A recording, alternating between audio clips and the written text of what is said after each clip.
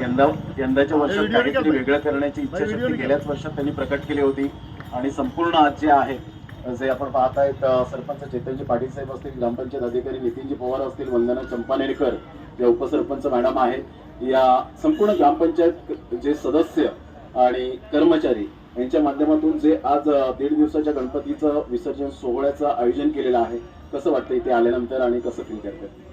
हार्दिक हार्दिक स्वागत. आज काल बाप्पांचं आगमन झालेलं आहे आणि आज 1.5 दिवसांचे बाप्पांचं विसर्जन करायला भाविक मोठ्या संख्येने गणेश घाट हातमध्ये या ठिकाणी उपस्थित झालेले आहेत.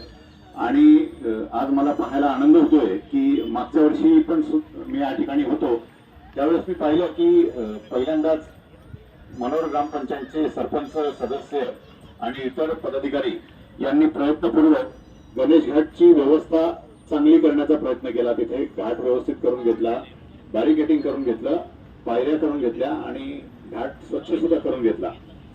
तर ते मला खूप आवडलं होतं. त्याचबरोबर प्रकाश योजना करून घेतली होती त्यांनी, स्टेजही केला होता, साऊंड सिस्टीम केली होती.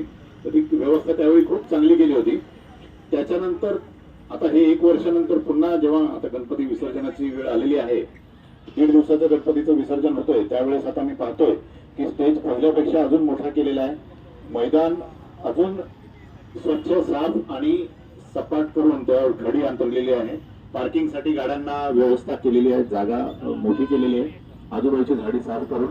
त्यानंतर बॅरिकेडिंग चांगलं केलेलं आहे, मागच्या वर्षीपेक्षा अजून चांगलं वाटतंय. तसंच स्टेप्स सुद्धा चांगल्या केलेल्या आहेत, जिथून माणूस घसरणार नाही कोणी. घाट साफ करून घेतलेला आहे, पाणी स्वच्छ केलेलं आहे.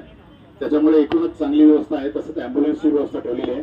तर आज मला पाहायला आनंद होतोय की आपले स्थानिक स्वराज्य संस्थेचा सगळ्यात महत्वाचा घटक ग्रामपंचायत हे अतिशय उत्कृष्ट कार्य करत आहेत. त्याच्याबरोबर ॲम्ब्युलन्स इथे ठेवलेली आहे, डॉक्टरची व्यवस्था आहे. तर त्यांचं हे कार्य उल्लेखनीय आहे. तर त्यांना मी पुढील वाटचालीसाठी शुभेच्छा देतो. तसेच सर्व गणेश भक्तांना पुन्हा एकदा हार्दिक हार्दिक शुभेच्छा देतो. धन्यवाद.